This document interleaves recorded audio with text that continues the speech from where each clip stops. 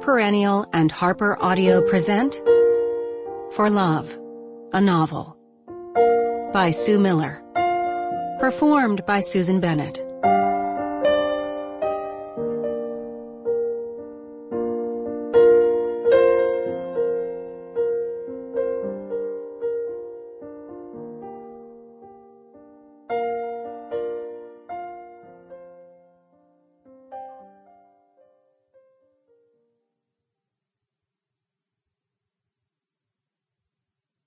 It isn't until several days after the accident that Lottie makes herself, think about it. Think about how it was for all of them, for Cameron and Elizabeth, and for Jessica. What she imagines is that Cameron must have been certain, right up until the moment he turned the car into the driveway, that he could get control again, that he could win Elizabeth back. She imagines him, her brother, shut up alone in the dark car, driving much too fast across the city, his whole intention bent toward Elizabeth, that terrible, lost, pumping sensation of pure will feeding on itself. Lottie has felt it too. She knows all those feelings. Someone has told you it's over, but you can't begin to believe that. You simply want it too much. You're like a child in this. What you believe in, all you can believe in, is what you want. Probably Cameron has barely noticed anything on the way over.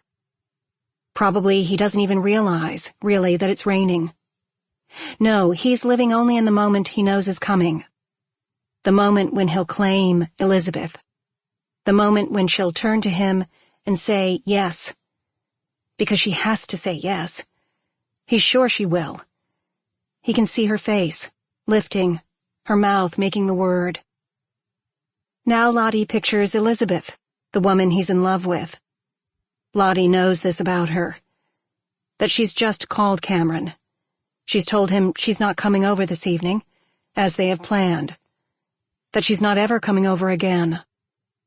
Her husband has arrived from the Midwest, and he wants her back. She says something like she'll remember forever this wonderful summer with Cameron. Oh yes, Elizabeth is quite capable of this kind of melodrama too. But now it's done. It has to be done. They argue on the telephone. Cameron is unbelieving, unyielding, and this makes Elizabeth angry. Who does he think he is, after all? Her voice rises as she speaks. It's suddenly sharp and has an ugly edge. But maybe she hears this herself. Maybe she lowers it, makes it sympathetic again. She must have gone to the back hallway or to the room that had been her father's study to make this call, and maybe now she's worried that her mother or her husband might have heard her raise her voice, might come down the hall or up the stairs to see what's wrong, why she sounds so angry.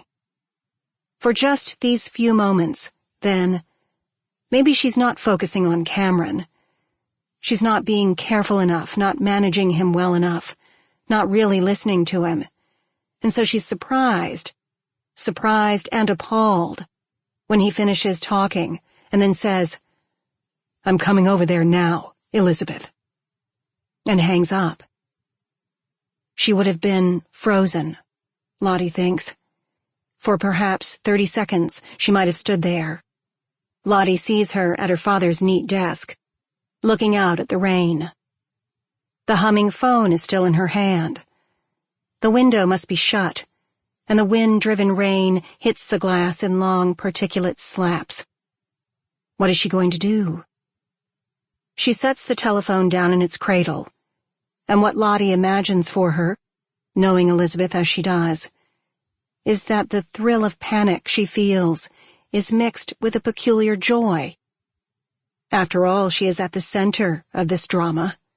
Her husband has arrived unexpectedly this afternoon to claim her, and now her lover is coming over to make his claim too. Lottie suspects she might allow herself to feel it too, for a few seconds anyway.